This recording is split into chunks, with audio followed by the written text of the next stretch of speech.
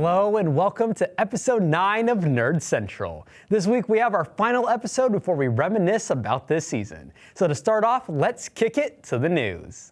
Legendary animation production company Pixar has been in a rough spot for the past few years. Just looking at their last 3 films since the pandemic, things have been, well, challenging. Turning Red, Lightyear, and Elemental have all been successful at the box office, but many will agree that the magic of Pixar's classic films is starting to pass. This has pushed Pixar toward focusing on its existing IPs to try and recapture that energy, which has led them to release the teaser trailer for Inside Out 2. The teaser is only 1 minute and 30 seconds long and still uses clips and audio from the previous film. But what we do get is a sneak peek at one of the new emotions entering Riley's head, anxiety. Hello! It seems like the second movie will be focusing on Riley as she continues to grow up and juggle more emotions. Will the sequel put Pixar back on the animation throne? We'll have to see when Inside Out 2 releases on July 14th, 2024. With news done, let's move on with some packs. First, we put all Easter eggs on a bagel as we explore the endless plot and behind the scenes of Everything Everywhere All at Once in Film Finds. Hello everyone, my name is Caden Patrick and welcome back to Film Finds. I'll be reviewing films and their Easter eggs as well as details you may have missed. Today's film will be the Daniels' Everything Everywhere All at Once. Released in 2022, this movie currently holds the title for the most awarded film ever with over 300 awards. This film was also among one of my top favorites because of the story, the visuals, the acting, just everything about the movie really. This movie is a science fiction comedy that still goes in depth on various topics including family struggles. Now, let's get to the finds, and as usual, spoilers ahead. First up is one of the reasons Joy and her mother, Evelyn, struggle to get along. Evelyn has a rocky relationship with her father because he disagreed with her choice of leaving her family to marry Waymond. The domino effect of rocky relationships has created generational trauma and it feeds into Joy's many reasons of becoming Jobu Tabaki. Because Evelyn is trying to maintain a decent relationship with her father, she hides the fact that Joy is queer and has a girlfriend. She even goes as far as referring to Joy's girlfriend, Becky, as Joy's friend right in front of both of them. Now, Evelyn doesn't do this to be homophobic, she just isn't sure how her father would react because he's from an older generation and doesn't want to risk tearing her family apart. Thankfully, by the end, Evelyn introduces Becky to her father as Joy's girlfriend and he immediately befriends her. Another cool detail is Waymond's fanny pack. Waymond's actor, Ke Huy Quan, is widely known for his childhood role as Data in The Goonies in 1985. Data was always working on different gadgets and inventions, with one of them being a fanny pack that doubles as a suction cup. Waymond had been Quan's first acting role in 19 years, having been a stunt choreographer and assistant director during his acting break. In Everything Everywhere All at Once, Waymond uses his fanny pack to fight off several security guards and successfully beat him on his own. Waymond's fanny pack isn't an intentional reference to Data, but it doesn't make it any less fun. Next is Evelyn's realizations. Evelyn universe jumping makes her realize that the current life she is living with Waymond is dull compared to every other life. At one point, she even says this to Waymond's face. In the universe where Evelyn is a famous actor, her and Waymond aren't together. He pulls her aside and says the now well-known line, "In another life, I would have really liked just doing laundry and taxes with you." Evelyn realizes that her current life and universe is actually the best one, even though she's not a famous actor or singer. Out of all the universes, the one she deems the worst is actually her best, because no matter what, life comes with struggles. Lastly is the reason Waymond filed for divorce. Waymond never once said he wants to divorce Evelyn because he actually wants to. He filed for divorce because he wants what's best for her. He realizes how unhappy Evelyn is and believes divorce is their best option to achieve happiness. By the end of the movie, it's clear that's not the case. She's reminded of all the little things she loves about Waymond and their relationship, and life is hard and shouldn't be taken for granted. Everything Everywhere All at Once is an emotional roller coaster that hits close to home for me in several ways as it does for many. I don't often cry during movies, but each time I've watched it, it has brought me to tears. I think every award this movie has earned is well deserved, and honestly, it deserves even more awards. I could talk about this movie for ages, but I still don't think I could do it justice. You really just have to give it a watch yourself. Sadly, that's all I have for this episode of Film Finds, and I hope you enjoyed. Once again, my name is Caden Patrick, and I'll see you again in the next episode. Remember this classic? Bill Nye the Science Guy. A nostalgic masterpiece for anyone from the 1990s and early 2000s, Bill Nye had this catchy tune that turned all kids hearing it into science wizards. After the break, learn about the making of this classic childhood gem. Stay tuned.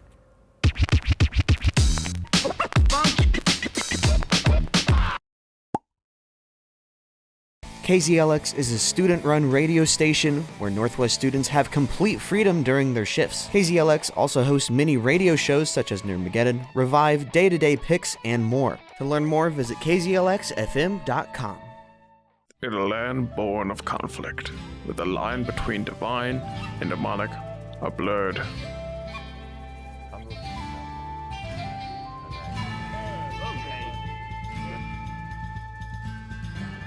Five legendary heroes must save the day. Or not. I don't know what it's called. I come from the marsh, so I don't know what it's called. Come watch Sulphur and Saloons on Wednesday at noon.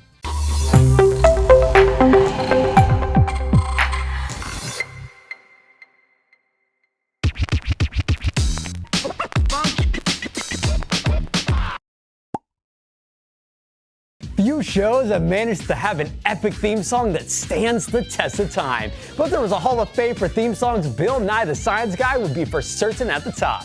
But who's the mastermind behind this crafted tune? As it turns out, the man behind the track is a former math teacher, music writer Mike Green. In an interview with Science Bob, Mike stated that it was actually him who sings the theme. Another iconic part was the voices behind the famous chanting are actually rappers. With that, let's do a little experiment on some packs. First, we have a social experiment covering the CMA Awards, where rumor has it. Then we go into the insane world of Donnie Darko in real recommendations. On this week's episode, we will be diving into the world of the Country Music Association and the impact it has had on the music industry. You are watching Rumor Has It. The first CMA Awards banquet and show was held in 1967. The following year, it was broadcast on NBC television for the first time, making it the longest-running annual music awards program on network television. The show began airing on the ABC television network in 2006, where it still airs each November. Since its inception in 1958, when a small group of concerned music industry pioneers gathered in a small Miami hotel room, the Country Music Association started as and continues to be a membership organization dedicated to promoting and furthering the reach of country music around the world.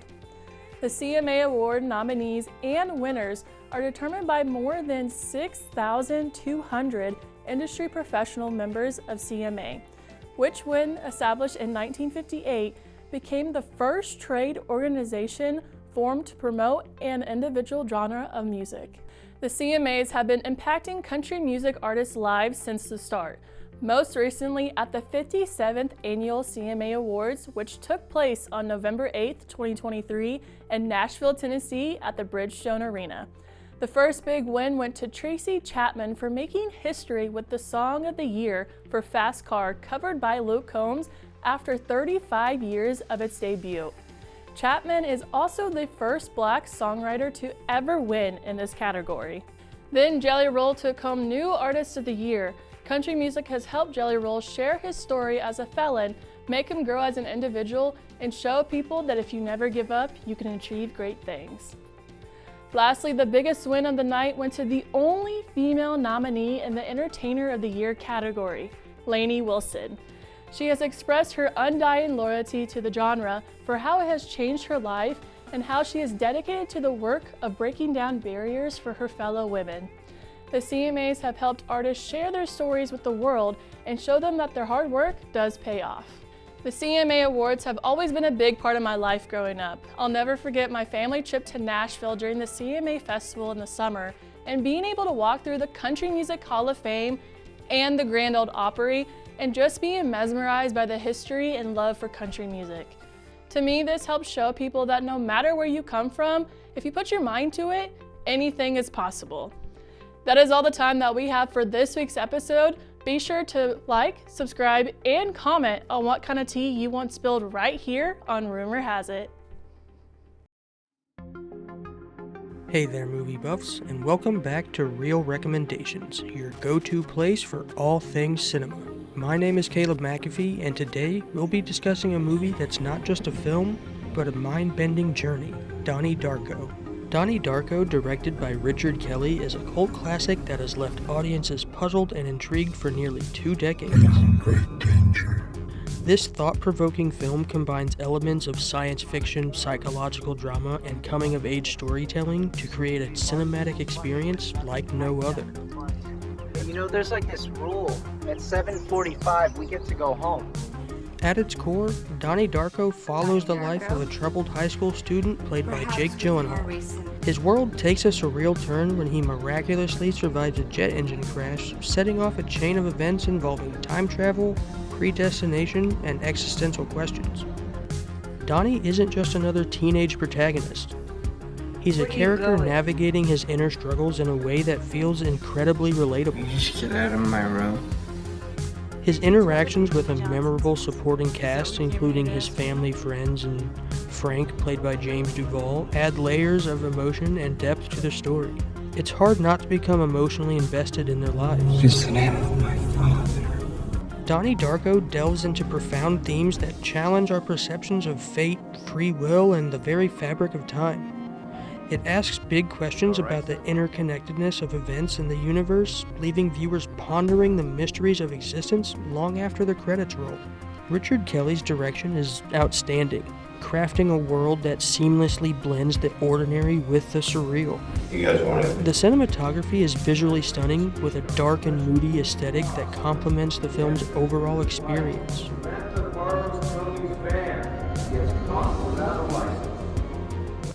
The 80s soundtrack is a delightful blast from the past, with songs from bands like Tears for Fears and Echo and the Bunnymen. It adds a nostalgic touch to the film and elevates the emotional impact of the story. Now let's talk about the ending, which has been a subject of endless debate and discussion. Without giving away spoilers, it's an enigmatic conclusion that's bound to leave you pondering its meaning. It's the kind of ending that encourages you to revisit the film and explore its depths. That just about wraps up my review of Donnie Darko.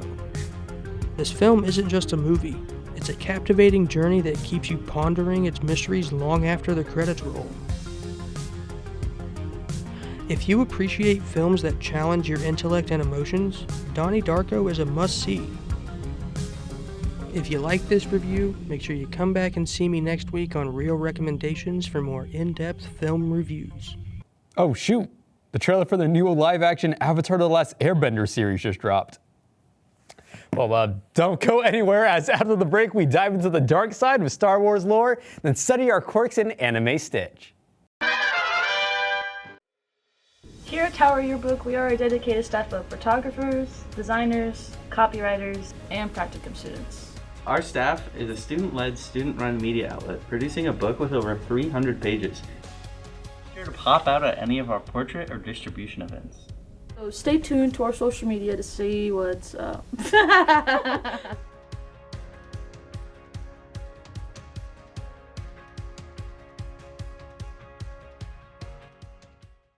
Make sure you all check out Bearcat Update this week, as we're going to be covering the final stretch for volleyball, football's dominant send-off, and the first week's action of basketball. We also sit down with star quarterback Mike Hohensee for an interview. Check us out.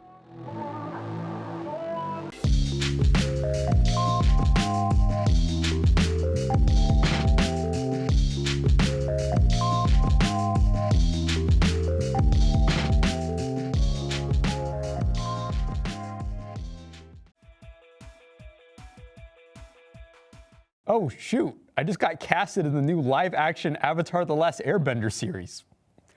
Last, we creep into the shadows of Anakin's Darkside in Star Wars lore. Then we pick up our textbooks and study our quirks in My Hero Academia with Anime Stitch. My name is Joe Huber, back with another episode of Star Wars lore. Today we'll be discussing the first time Anakin Skywalker used the dark side and how it affected him. The first time Anakin used the dark side in the movies was in episode 2, when he left Naboo to find his mother on Tatooine, purely based on a bad feeling. Now I will mention that in the EU and comics before Disney took over and after, there have been other cases where Anakin has showed dark side emotions. However, this is the most canon. After tracking his mother down in the desert, he came across a tribe of Tusken Raiders who had captured and tortured her.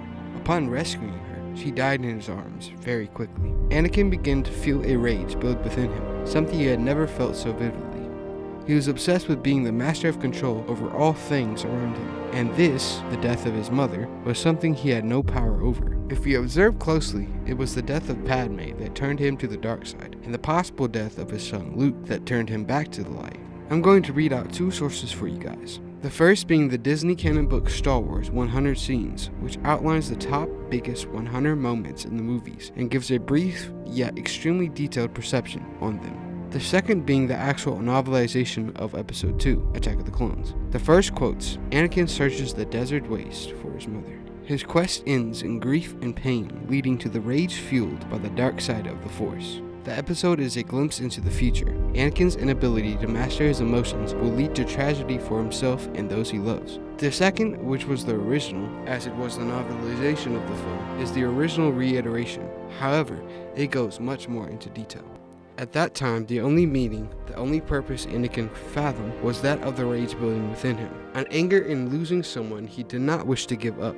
Some small part of him warned him not to give into the anger, warned him that such emotions were of the dark side. So that passage was right before Anakin killed the Sand People, and now it's just after he kills the first few, which in the movies is where we see it cut to Yoda meditating. And then he was running, his strides enhanced by the Force, overcoming the fleeing creatures, slaughtering them, everyone. He didn't feel empty any longer. He felt a surge of energy and strength beyond anything he had ever known. He had never felt full of the Force, full of power, full of life. So as we can see, this was Anakin's first step into a world that led him down a path that no one else could follow, a path to the dark side. This was why Yoda was so adamant about not giving into the hatred of the dark side, not even once, because that's all it takes. Once you start down the dark path, forever will it dominate your destiny, consume you it will, as it did Obi-Wan's apprentice. Vader. Thanks for watching this week's episode of Star Wars Lore. My name is Joe Huber, and may the Force be with you.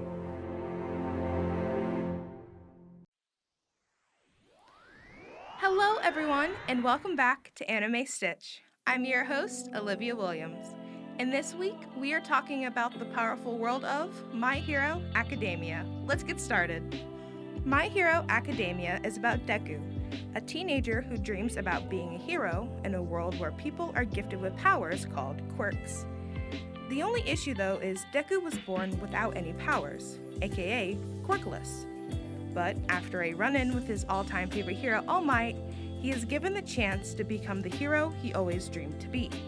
Now, when it comes to the anime versus manga, there's only a few small differences and one large difference I want to talk about. Starting off with the small ones, a very common one with animes is censorship. And My Hero Academia does have some censorships for its younger audience. An example is a character, All Might, loses his hand in battle. The manga shows the damages clearly, but in the anime, it's censored. The next point I want to talk about is big moments in the anime and manga. In the anime, they add a lot more details and excitement to the moments than the manga does. And that's because the manga only has a small amount of time to get those stories out. Which brings us to the large point I want to talk about, and that is the wait. The My Hero Academia manga has chapters released every single week on Monday on Viz Media, and volumes are released a couple months apart. When it comes to the anime, however, it takes longer for the seasons to come out, roughly around a year apart from each other. Now, here comes the hardest part about picking an anime or the manga for the week. To me, this is probably the hardest one I've ever done, because I really like My Hero Academia. I have some of the mangas, an unbelievable amount of Funko Pops, and I've gone to conventions and cosplayed to meet some of the voice actors and have them sign some of my Funko Pops. It's safe to assume that I'm a huge fan. So when it comes to picking one or the other, it's difficult, because both the anime and manga have really important features that make My Hero Academia what it is. The anime has a really good animation style, and the fight scenes always look amazing. And the manga releases chapters every single week, so you never really run out of My Hero Academia content. So because of those reasons, I'm calling it a tie. But that's all the time I have for you guys on Anime Stitch. I hope you really enjoyed this episode, And I hope you're excited for next week's episode because it's the final episode of Anime Stitch. See you then, guys. Bye-bye!